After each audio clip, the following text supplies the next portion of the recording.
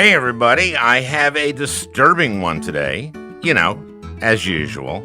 The subject today is immigration in our southern border and children and families and who we are. We are, of course, a country of immigrants. Let me tell you how much, as a nation, we value immigrants. In the entire history of the United States of America, in our 238 years as a republic, we have not had a president, a vice president, or a member of the cabinet who did not descend from immigrants until this year. It took till just a few weeks ago when Deb Haaland, a member of the Laguna Pueblo tribe, took her oath as Secretary of the Interior. Must be nice, Deb Haaland, being indigenous. Your forefathers didn't have to go through immigration like mine did. Sweet. My grandparents were immigrants. My mom's side came from Russia. My dad's from Germany, all about the same time, right? Right at the turn of the century, about 1900. They came into New York Harbor, passing the Statue of Liberty with Emma Lazarus's poem on its pedestal. Give me your tired, your poor, your huddled masses yearning to breathe free. The wretched refuse of your teeming shore. Send these, the homeless, tempest-tossed, to me. I lift my lamp beside the golden door. I gotta admit, that's a nice welcome. Now, all of my grandparents were Jews, not particularly popular in some circles in this country at the time. Even now, the guy who wore the Camp Auschwitz shirt at the Capitol at the riot in January, clearly not a fan. Now, he might be surprised, for example, that Michael Landon, Little Joe on Bonanza, and Charles Ingalls on Little House on the Prairie, Jew. Really? Says the guy in the Camp Auschwitz shirt. I like that show. Maybe these Jews aren't so bad after all. My grandpa, Simon Kunst, who came at the age of 16 from Russia, speaking no English, built a quilting factory. My grandfather, Otto Franken, from Germany, drove a truck from Washington Heights on the top of Manhattan to Maine and picked up lobsters and brought them back down to fancy schmancy restaurants in the theater district. I never knew Otto. The kids in Washington Heights loved him. He died of tuberculosis in 1924 at the age of 48. They got on a boat, crossed the ocean, speaking no English, to make a life here in America. That's a lot of stories. It's all our stories, basically, except Deb Haaland's, and except those coming from Honduras, Guatemala, and El Salvador. They're walking. And when they get to the border, it's a much different case right now for these kids, certainly for their parents. They speak a different language. So did my grandparents. They have nothing or next to nothing. So did my grandparents. They're fleeing corruption and violence and persecution. So did my grandparents. Give me your tired, your poor, your huddled masses, yearning to be free. My guest is Ali Noorani. Ali is the executive director of the National Immigration Forum. He's been at this for almost 20 years, and he is exactly the right guy to talk to about all of this. And I hope you get as much out of listening to this as I got from talking with him. We've got a disturbing one today, as usual.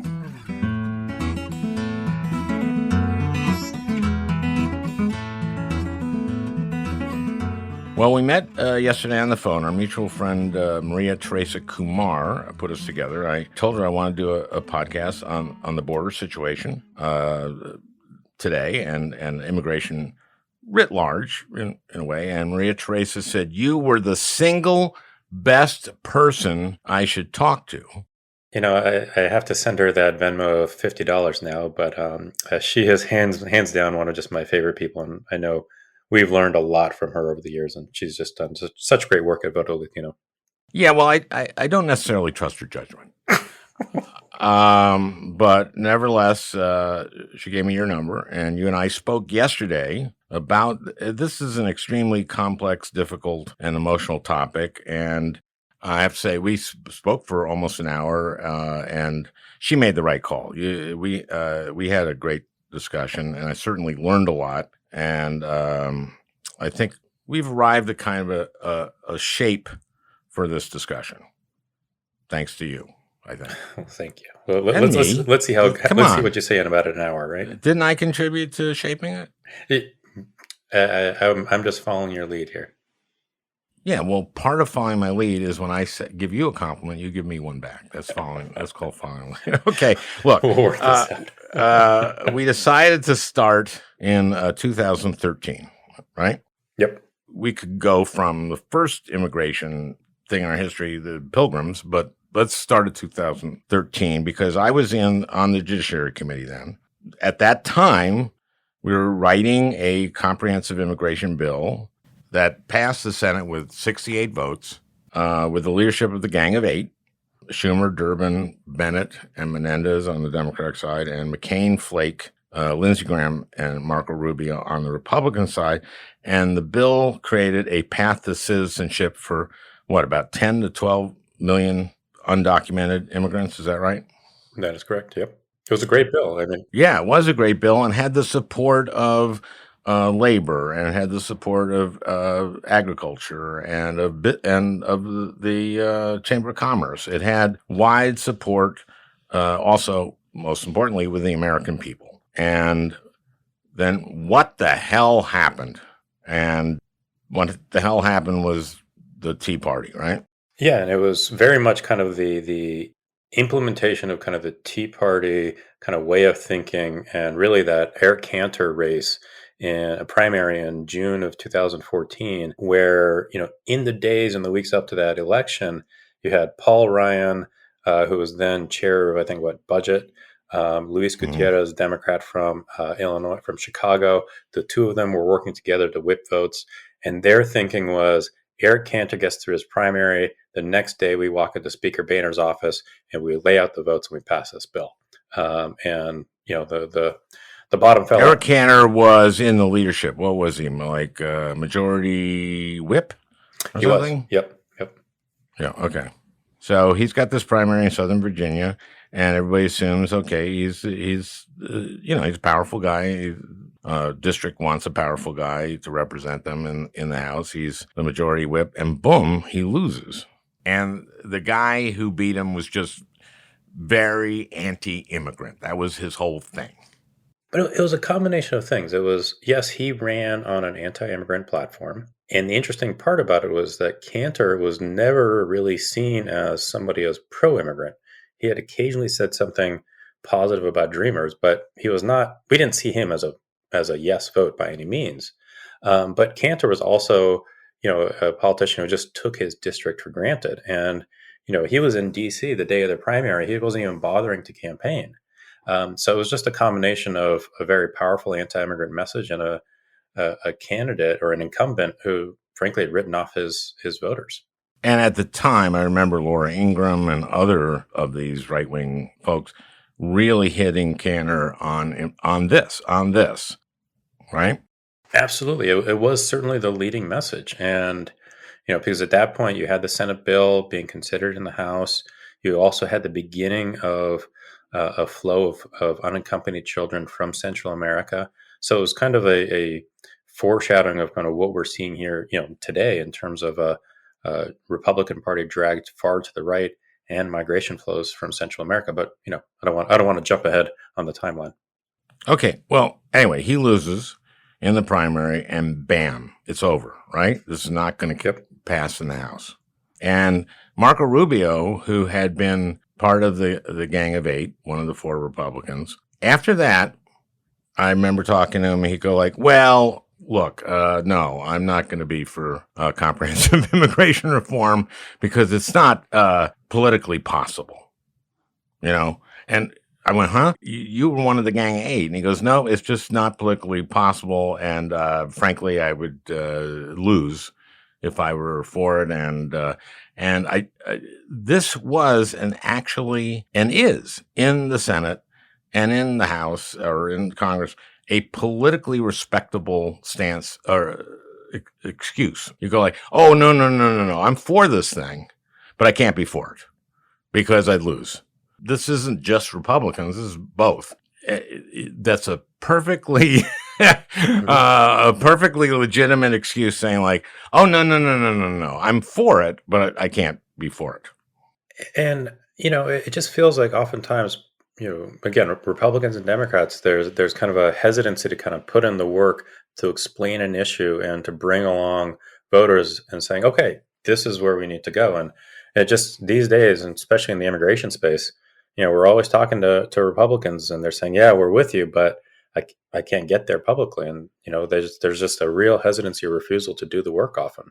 And my understanding is if you go to the American people and you say, do you think we should do comprehensive immigration reform and give a path to people who aren't documented now to citizenship, they will say, oh, yeah, that's the smartest thing to do. And that's across both Democratic and even Republican voters. And even when you get to the subsegments of Republican voters, such as, white evangelical Christians, people have come to appreciate the contributions of the undocumented and see that, they have earned the opportunity to become United States citizens. But so much, particularly within the Republican Party of the debate, is dominated by this far right wing that's small but incredibly loud, and that's what shapes the perception of a lot of these members. And you talk about this a lot. You talk about that those of us who favor immigration and immigration reform have to understand the fear and even prejudices of folks who are against it and understand that and address it. Is that a fair way of saying what you're saying? Or? Yeah, I mean, absolutely. In fact, in 2017, I published a book called There Goes the Neighborhood, How Communities Deal with Prejudice That Comes with American Immigration. And what I did in the book is really tried to lay out the conservative faith perspective, the law enforcement perspective, the business perspective of all from a conservative vantage point of why people have, yes, questions, but ultimately they want to be in the right place on immigration. And what we found is that those fears boil down to culture, security, and the economy. I'll let you do it, but the culture part would be that they worry that, hey, we like being a white town, and I'm comfortable with that. Yeah, it's actually even a little bit more than that. And the way that I would boil it down is that the question they'll have is: are immigrants, are they integrating? Are they isolating? Are they learning English, or do I have to always press one for English? From a security perspective, the question is, are immigrants, are they threats or protectors? Are they here to do harm or ultimately protect Americans and American values? And then from an economic perspective, the question is, are immigrants, are they givers or takers? Are they contributing to the economy? Or are they taking something from me? And we're always trying to figure out, okay, how do we answer those questions that are kind of underneath the ugliness of this debate? And the ugliness of the debate gets a lot of voice.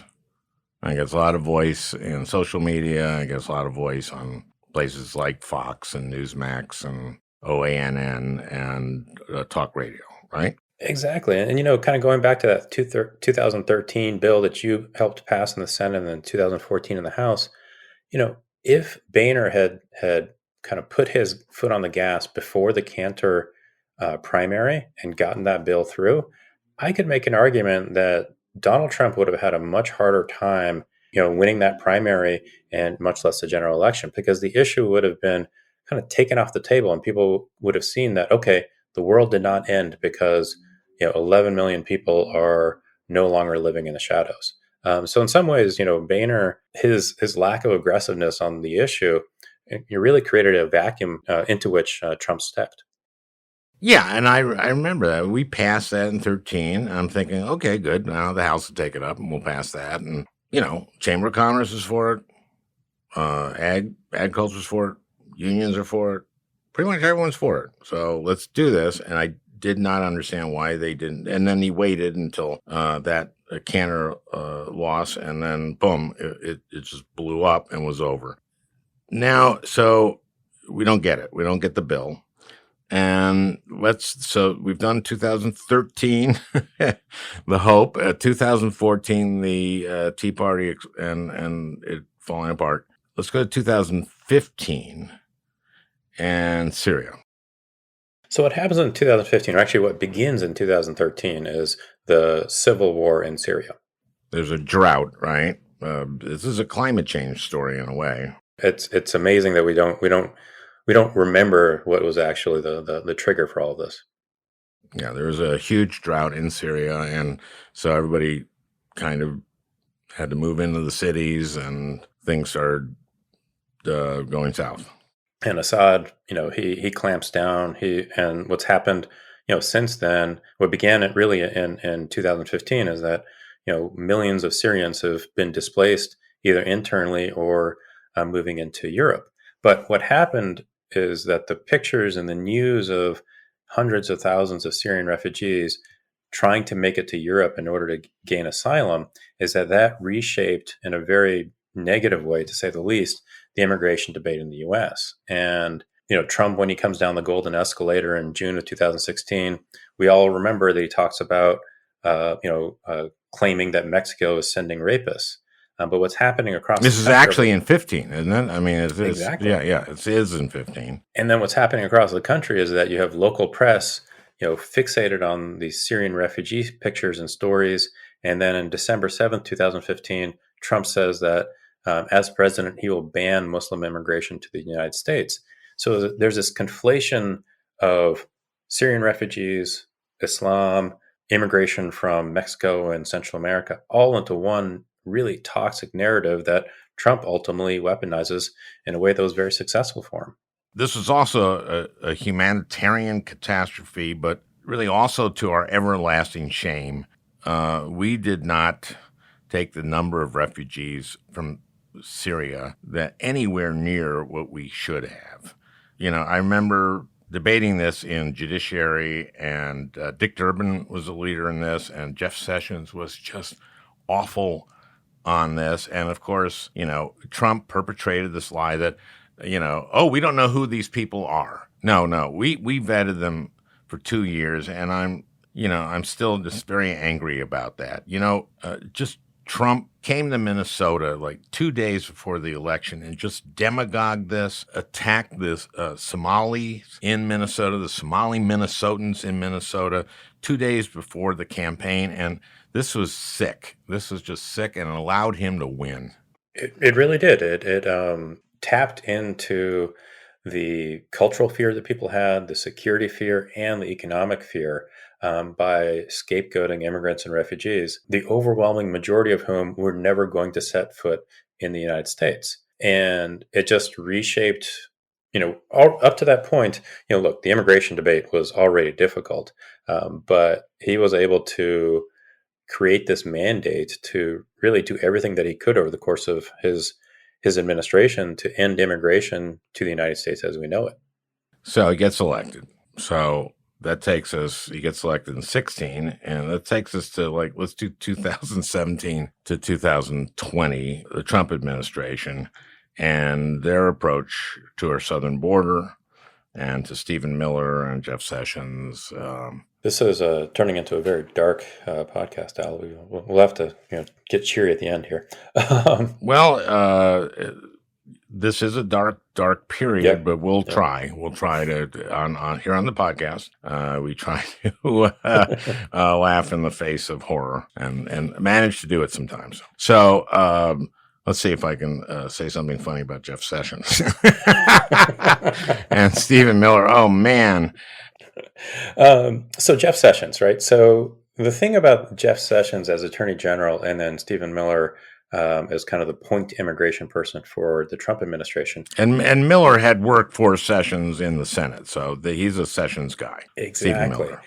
Yeah. And the thing is that they were able to embed political appointees, whether it's from the Sessions Senate office or other very, very anti-immigrant Republican offices across the executive branch. So by having the right staff in place who really knew and understood the system, they were able to pull every single lever they could to, over the course of 4 years, put in place, I think, over 1,100 changes to immigration policy. I would say like 5 of them I've heard where maybe could be seen as positive. So they put the people in place that could do the most damage. The interesting part about this, and we often forget about the public reaction to the initial travel bans, and we think about obviously the protests at the airports and the lawsuits by ACLU and others. But you also had organizations like the Mormon Church, the Southern Baptists, the Catholic Church, evangelicals, also pushing back on the Trump administration in those early days. And they were making a case that as a nation, we believe in religious liberty, and there's no way we should be standing for the discrimination or keeping people out of the country based on their religion.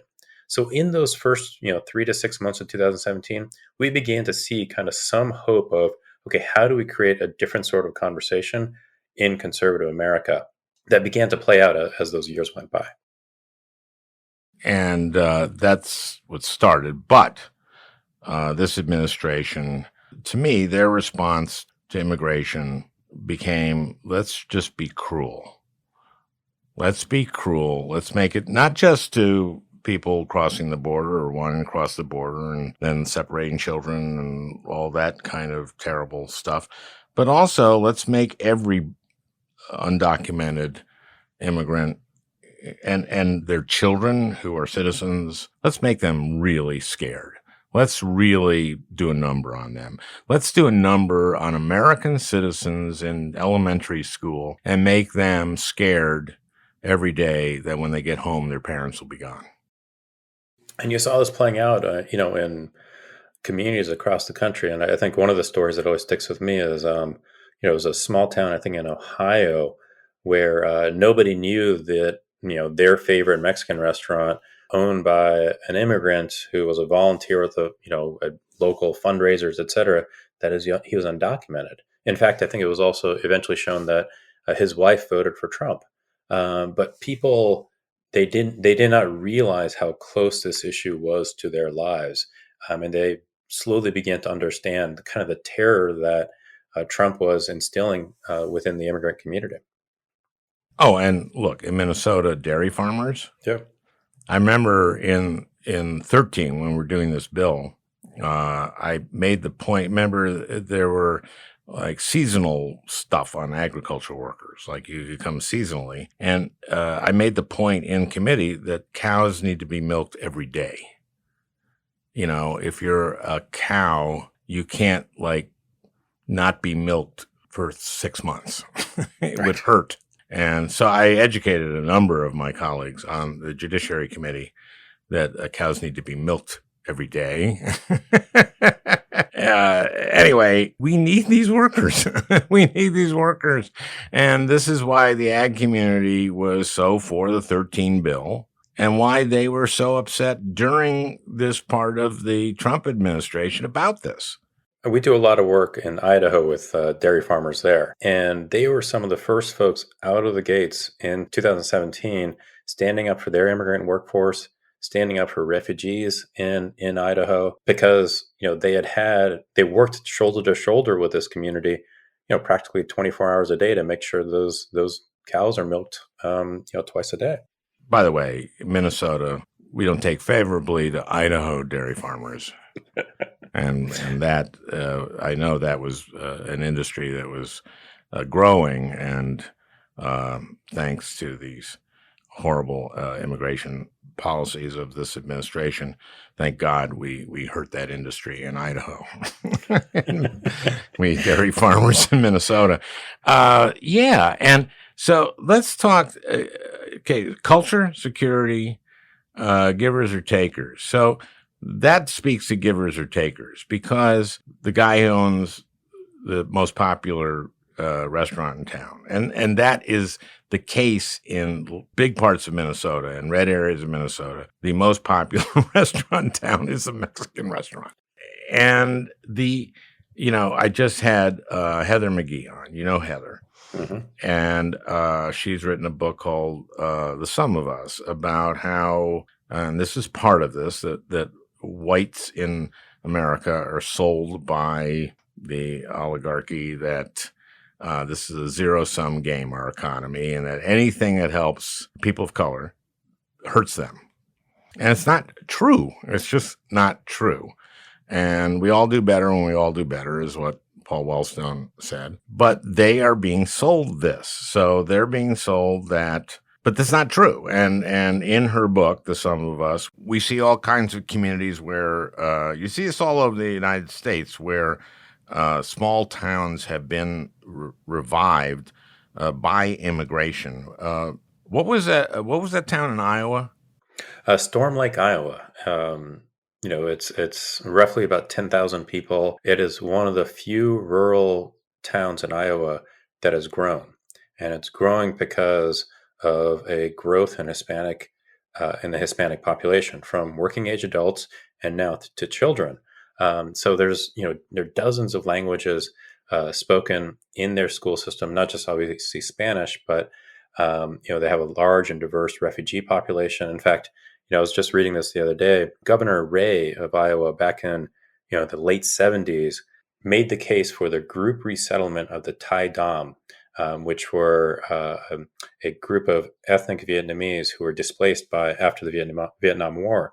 And he said he had heard about this community, and he brought 1,400 of them to Iowa, and they ended up living either in Storm Lake or in Des Moines, and just kind of created this rich cultural diversity within rural Iowa that obviously Steve King, born in Storm Lake, by the way, never saw the value in. Okay, let's get to the border. Let's get to the Yeah. border and what's been going on since Trump came in. What's been going on the border? Let's go to Mexico. Let's go to Central America. Let's go to Honduras and El Salvador and Guatemala, and also to what's going on in Mexico and what Trump, what they did during their 4 years, where we are now, and what the future will look like. That's kind of a lot to bite off, but this is what I think people are focused on now. Yep.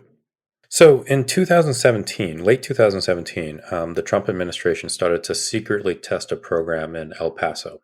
And that program was the separation of children from the parent who brought them to the border to seek asylum. And the legal kind of mechanism that they used is that they would criminally charge the adult with with crossing the border without inspection. And once an adult is criminally charged, their child is removed from them. So what happened in 2017, and this was then scaled all across the border across 2018, is that you saw over time thousands of families separated by the Trump administration, and parents being criminally charged and their children being kicked into the federal bureaucracy, and then really trying to there's a lot of work to be done to try to reconnect the child to the parent. So that was in 2017, and then really took over the public's attention in the spring and summer of 2018, when we saw the pictures and we heard those recordings of children sobbing because they had been taken from their parents. Yeah, I can't think of anything crueler. I can't think of the trauma that these parents and these kids will live with for the rest of their lives. These children, I mean, as a father and as a grandfather, this is just, I mean, it's maddening and heartbreaking, and I can't express it, the cruelty of this. And that was what they were doing. Let's be cruel. And the cruelty will tamp down the number that want to cross, right? Exactly. I mean, this was a Jeff Sessions and Stephen Miller strategy to make life as miserable as possible through these cruel policies so that nobody would ever want to come to the United States again. It's hard to believe that we did this as a country.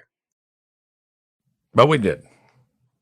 And we elected Donald Trump as a country. And he picked Jeff Sessions as Attorney General, and he picked Stephen Miller basically in charge of our immigration policy. Okay, so so what's going on here now? Okay, let's go to Central America. These three countries are failing in different ways. Okay, is that fair to say? Fair to say. Talk a little bit about these countries, because we're talking about Honduras, El Salvador, and Guatemala. Now, who are the leaders of these countries? Who are the people who run these countries? Who are the elites?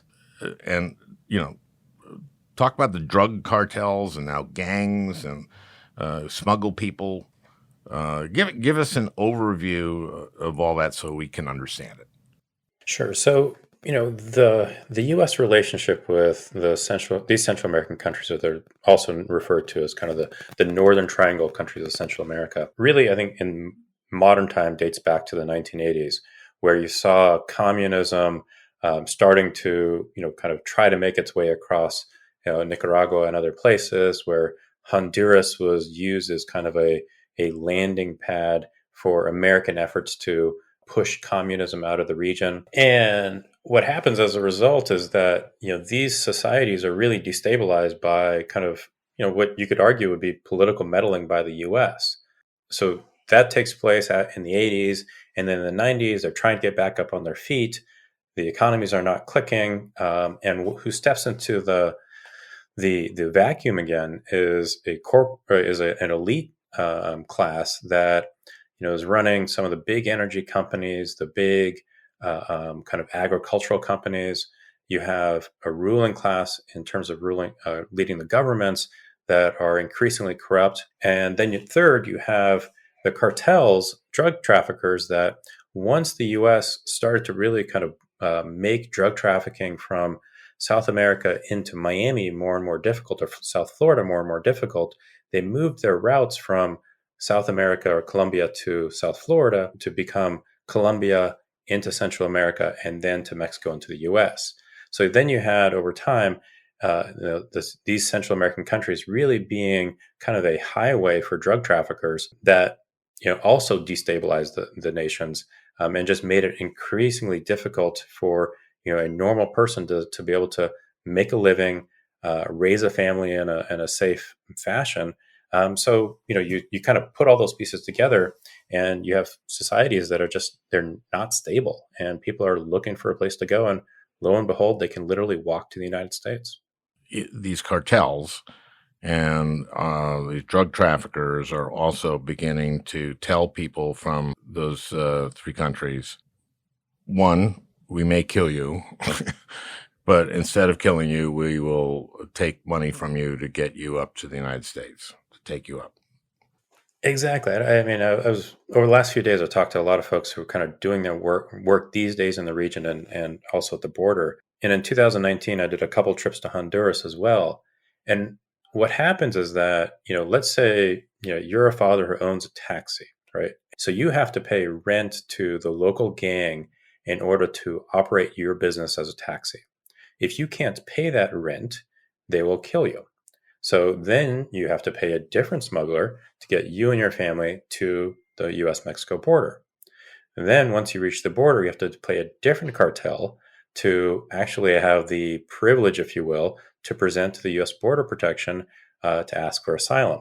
So the cartels and organized crime, they have really monetized the movement of people that they have played a large role in kind of creating by the violence and the impunity and the corruption in Central America to begin with. Again, all this raises the question eventually in the overview of the problem that we have now, which is how do you address that?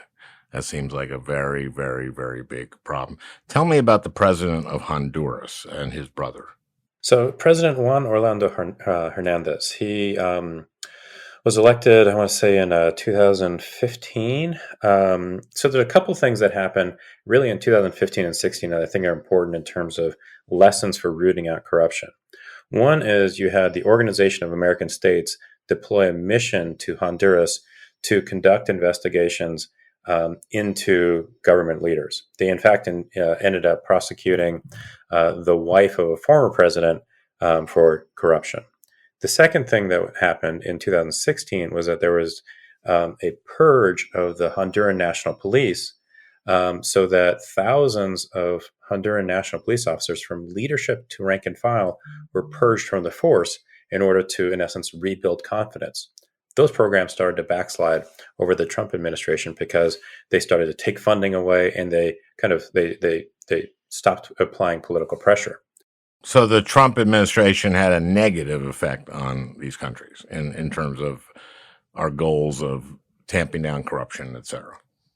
Precisely, because you had Trump threatening to, and then pulling foreign aid because he believed that they were not doing enough to stop migration. When in reality, the foreign aid was moving programs in the civil sector to actually stamp out and reduce corruption. So he, by threatening and then pulling money, he actually stopped the progress that was being made. Sounds like Trump didn't do his due diligence. I know that was a joke. That was a joke. Okay, so talk about like Trump and Mexico, and Mexico is a big part of those people have to come through Mexico, right? Yep. So Trump is elected at the same time, or just before Lopez Obrador is elected, the new Mexican president. So Trump, over the course of his campaign, is obviously scapegoating Mexico and Mexicans. Gets into office, one of the first things that he says he wants to do is to renegotiate NAFTA, and there begins this process to negotiate a new NAFTA, or the U.S.-Mexico-Canada Agreement, USMCA. So AMLO is under political pressure in Mexico to make sure that that negotiation goes well, because his business, the Mexican economy relies on trade with the U.S. to a large degree. And he's under pressure from the Trump administration to stop migration from Central America to the U.S.-Mexico border. So what AMLO ends up doing over the course of the Trump administration is that he deploys the federal army to the Mexican southern border. Mexico doesn't have a border patrol per se. They just have a military. So these are not individuals trained in migration management. These are individuals trained for military actions. Mexico also does not have a well-functioning asylum or immigration system. But again, AMLO needs to kind of show Trump that he's clamping down. So that's when you AMLO. Sorry. AMLO is President Lopez Obrador of Mexico. I'm sorry. Okay. Yes. Okay. Thank you. I did that on behalf of my audience and also me. Okay, good. Keep going. So in Mexico, you start seeing pictures of migrants from Central America stopped at the border, oftentimes violent clashes between Mexican military police and migrants. But then eventually, the cartels and the smugglers, they figure out a way around, right? Because that's kind of their job.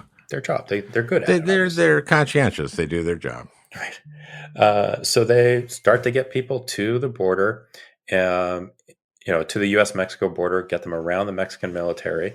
And then, once they reach the U.S.-Mexico border, then Trump is in this position of, okay, how do I make sure that I keep people out full stop? And that's when you see the Remain in Mexico, or the Migrant Protection Protocol program in early 2019. Explain that. So the child separation program, that was halted in the summer of 2018 because of outcry from the public, but also from people like Franklin Graham and others on Trump's Evangelical Advisory Board, who just said, you know what, we cannot be doing this as a country. So 6 months later, they come up with this idea that people must wait in Mexico, remain in Mexico, while their asylum cases are moving forward in the United States. Between 2019 and the end of the administration, we saw over 71,000 families pushed back into Mexico while their asylum cases were moving through the immigration court system. So these people are now pushed back. They're in Mexico. They hire people to get them into the United States by going toward the east. So there's a couple things that happen. So if we started seeing people who were detained or pushed back in San Diego, Tijuana, they would start to move east to the Arizona desert. You saw people in Brownsville, South Texas, same thing. They would move kind of northwest, if you will, again, to try to find other places.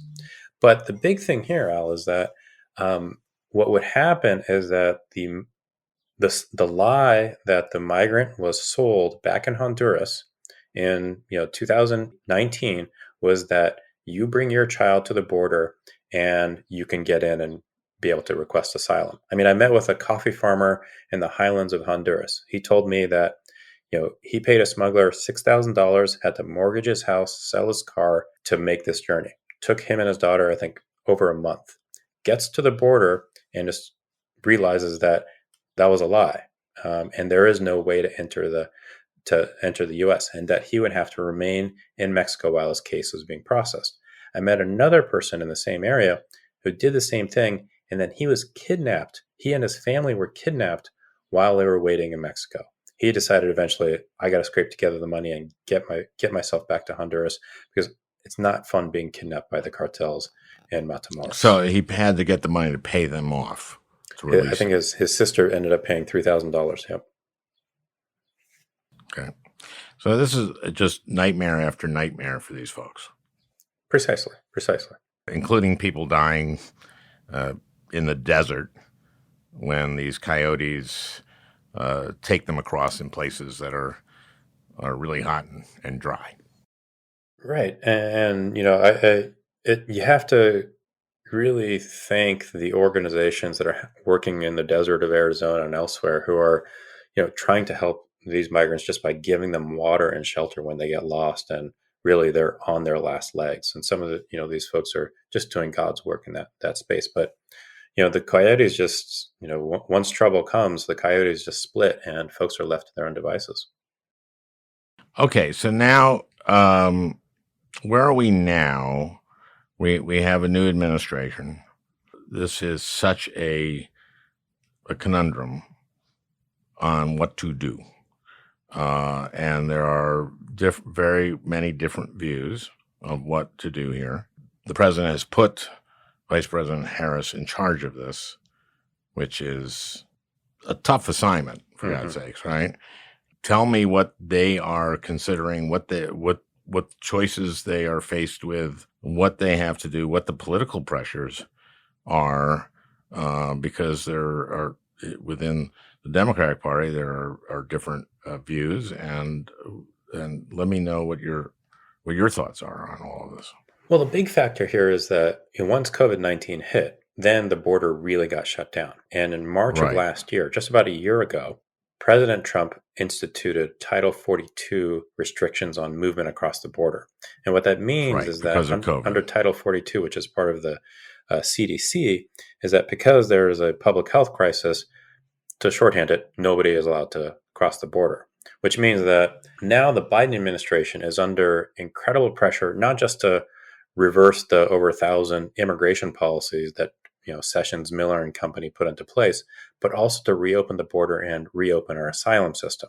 They cannot do that overnight. And that's the challenge that they're in. So these days, we're starting to see this spike in the flow of unaccompanied children to present at the border to ask for asylum. Those children are coming from a couple of different places. One is there continues to be a seasonal flow of children from Central America to the border to ask for asylum. We've seen this in 2014. We saw it in 2019. How old are these kids? What I saw this morning was that the majority of the kids are, early teens, like 13 to like 15, 16. But you still have a significant number, 20 to 30% who are, younger, like 6 to 10. And then you still have numbers, a handful who are even younger than that in terms of toddlers or 4-year-olds or 5-year-olds. And how are they getting there? Are they getting there with parents or family, or are they just getting there with these smugglers? Yeah, in a couple different ways. One is, yes, there's still trafficking, traffic created by smugglers who are bringing children on their own. Right. But then you also have parents who will come to the border, realize that the parents cannot cross the border, and then parents are making this very awful, difficult decision to send their children across on their own because they realize that that's the only way they can get their kids to safety. And then you have a third population that's just been stranded on the border for months, who are just at the end of, they're struggling to survive. And now that they see that the Biden administration has lifted those Title 42 restrictions only for unaccompanied children and families with young children, that they're deciding to send their children along on their own. Title 42 remains in place for families with older children as well as adults. So the border is nowhere near open, which is what many on the left would like to see the Biden administration do. Okay, so how feasible is that? I mean, it seems like there are only bad choices here in many ways. There are a lot of bad choices, and I think there are a lot of really good and important choices. We think that the Biden administration needs to establish the infrastructure, the logistics, and the processes to reopen our asylum system and our border. So, what does that look like? It means that in terms of infrastructure, make sure that there are the facilities in place, whether it's military bases, soft-sided tents, or otherwise. Let's make sure that whether it's Customs and Border Protection or Health and Human Services, that people have a place to go in order to begin their process once they get to the border. In terms of the logistics, they've got to do a much better job of making sure that DHS, Department of Homeland Security, is talking to Health and Human Services, because those are the two key agencies in terms of initial processing. And then third, in terms of processing, it means that Department of Justice needs to make sure that there are immigration judges available to hear cases, that there are asylum officers ready to conduct interviews. So it's a complicated problem that, yes, requires a complicated solution. But at the end of the day, none of this is new. It just takes time to stand up these systems and to then move people through the process. That's part of why I'm saying they're mainly bad choices now, because of this time. Yep. Because between now and when you do that, invest those resources and get everything you said up, there's time. And between now and then, what do you do?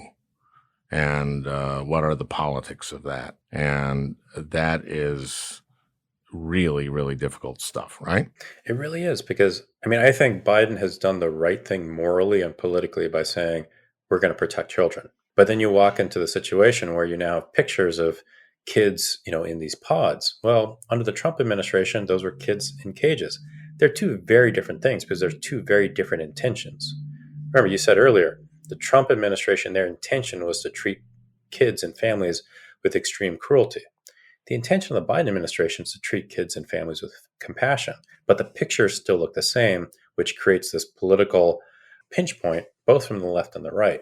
Beyond that, the question of what are the numbers? And I think the American public, for a country that's over 300 million people, we have this amazing ability to, lose our minds over, 10,000 kids who are looking for protection. So there's this level setting of expectations, and what does it really mean for the country, and what's the benefit to the country? How can we make this investment in doing the stuff you are saying we need to do? And how can we do all this stuff at the same time? What we're talking about is addressing the corruption in Central America, probably addressing corruption in Mexico. Mm-hmm. And then we're talking about building the infrastructure so that you can house people humanely. You're also talking about our asylum process, which is the backlogs are huge. Who gets to go before a judge and who gets a lawyer to go before a judge? Are there actually, I've heard of children who don't speak English, of course, going before an immigration judge for asylum. And maybe they get an interpreter, but, you're not an immigration lawyer, but certainly a 6-year-old kid isn't. This is insanely dysfunctional, right? And it kind of goes back to why that 2013, 2014 opportunity that we lost is so critical, because that would have created the legal channels for people to migrate from Central America to the US. So they would never have to make the case for asylum. They could have applied for a work visa, which they much rather would have done. So how do you address the short-term problem that we face today? At the border, let's make sure that Secretary Mayorkas, Secretary Becerra, DHS, HHS are putting the people and the infrastructure in place, that they are collaborating with nonprofit organizations at the border and across the country and churches across the country to make sure that these kids and families have a place to go that's safe and that they can get access to immigration attorneys. We did this in 2014.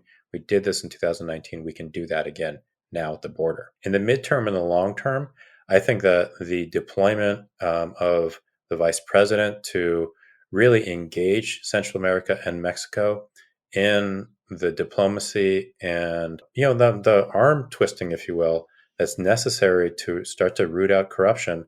But then let's rebuild those dollars so that non-governmental organizations in Central America can once again do the work that's necessary to stem violence, corruption, and poverty. So this is gonna take time, but it's investment, that we haven't made. How long? What is the backlog on in terms of if you're waiting for asylum? How long does it take? How many people are there in line? In the total immigration court system, I believe the backlog these days is well over 1 million cases. An asylum case has several steps to it. So you have your initial credible fear interview. You pass that interview, then you kind of get kicked into the immigration courts and you start that process. That process can take months, if not typically 2 or 3 years at least, in order to get a case fully through the system and a final decision. So it's not a fast process by any means. And that's why we think that having immigration judges who can actually use their expertise to adjudicate cases is such an important part of the solution. So we have to invest in them, right? Exactly, and the detail here is that under the Trump administration, they increased immigration judges, but each immigration judge had a set quota, so they had to really rocket through their caseload. Their discretion was limited by decisions that Attorney General Sessions and then Barr made around specific asylum cases. And then I think there was 40% of asylum judges that were hired by Trump actually had no immigration experience. So these were not individuals who had expertise in immigration law. And what's that experience like? Now you're waiting.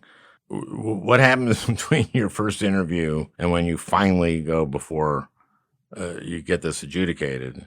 Where do you go? What do you do? And I know that Republicans, conservatives, racists tend to demagogue this in terms of they disappear and kill people. That's kind of the shorthand for what they say. That is the shorthand. So what happens is that oftentimes an asylum applicant will have extended family here in the States. So that person will, in essence, serve as kind of a sponsor, and that's where they'll land for those 2 or 3 years. After a certain amount of time, I think after 6 months, the individual can apply for work authorization. So then they can start to earn a living so that they're not scraping together pennies to survive.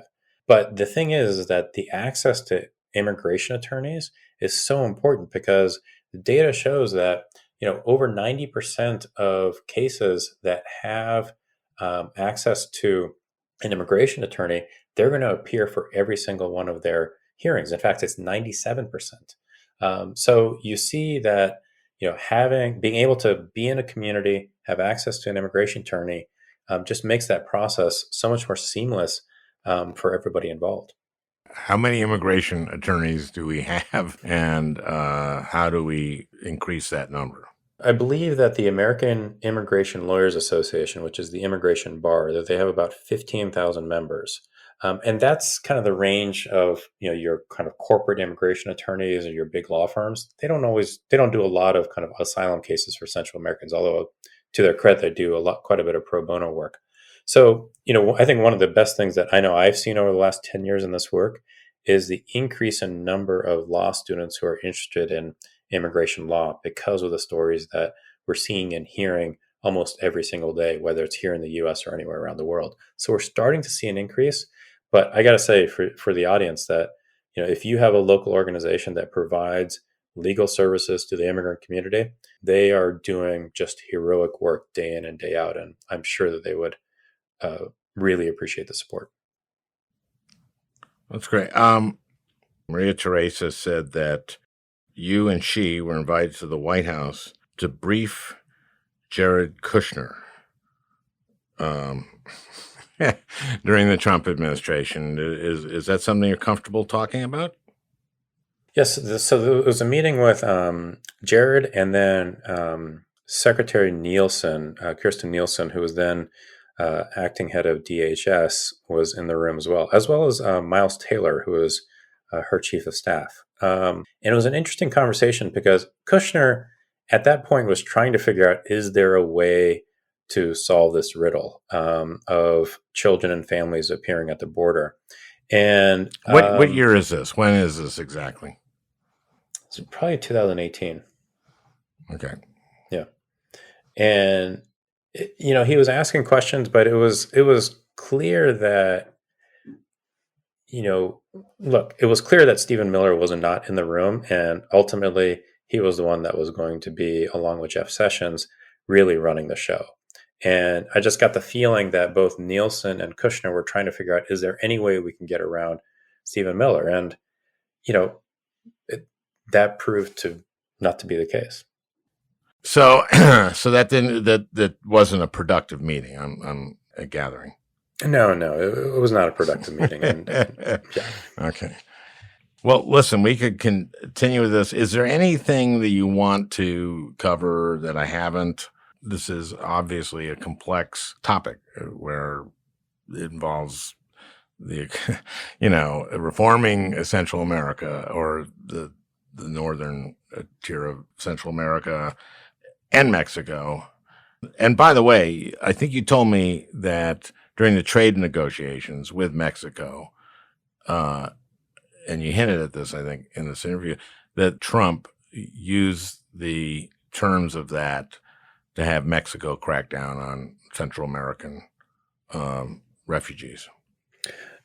Right. So over the course of the USMCA negotiations, you saw these flows of migrants from Central America to the U.S.-Mexico border. And Trump, in a very Trump non-subtle way, would pressure President Lopez Obrador of Mexico to clamp down on migration from Central America across the Mexican southern border, or to really lose leverage in the negotiations with USMCA. Lopez Obrador, over the course of the Trump administration, many in Mexico would argue this, is that he did everything he could to bend over backwards to Trump in a way that probably undermined the safety and well-being of Mexican nationals in the U.S., much less people trying to make it to safety from Central America, across Mexico.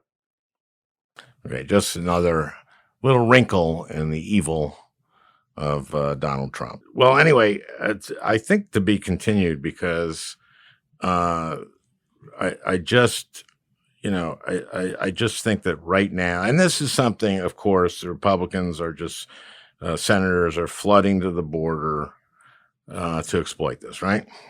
Right. And, a funny story on this is that, you might have seen the video of Ted Cruz, his breathy midnight video of kind of at the shore of the Rio Grande. Did you see that? Yeah, I did. He was standing among Carrizo Cane, leaders along the Texas border. We're talking law enforcement and business. We're talking a number of them are Trump voters, Trump donors. One of their security recommendations to DHS prior to Trump and today is to get rid of the Carrizo Cane, because that's the foliage. That's those jungle-y looking thing. Right. That Cruz was roaming around in. So, you get rid of the Carrizo Cane, you keep smugglers out, and, Ted Cruz has nowhere to go. Oh, he always has somewhere to go. He always finds somewhere bad to go. Exactly. Or somewhere nice like Cancun. Thank you so much. And thank you for you've been doing this for what, 20 years or so? Yep, since 2003. Okay, well, that's actually only 18. Yeah. Okay, I was good at math. But thank you for doing this for 18 years, and you're doing like a wonderful thing. And man, oh man, this is complicated. And man, oh man, I wish Vice President Harris, you know, the best of luck in dealing with this and wisdom. And I hope she talks to you a lot. Well, thank you very much for having me, Alan. Looking forward to talking more about this. It is a complicated issue, but the one upside of Trump on immigration is that more people than ever are asking questions about the issue. So I just think we need to take advantage of that opportunity to help people understand what's going on and more importantly, what needs to be changed. Hey, everybody! Before you stop listening, I asked Ali for a number of people who really, really help those people at the border who are coming across the border. And these are groups that I've given to before in El Paso, the Annunciation House, and they house people. Also, Las Americas Immigrant Advocacy Center. In McAllen, Texas, Catholic Charities of the Rio Grande Valley. And in Arizona, Kino Border Initiative. Now, we have links to all of these in the podcast description. So I hope you can help these folks. It's really needed, as you know. And thank you for listening to my podcast. Thank you for your loyalty to that. And this music by Leo Kotke, the brilliant Leo Kotke, our executive producer, Peter Ogburn, does this with me and is brilliant. And thank you. Thank you for listening.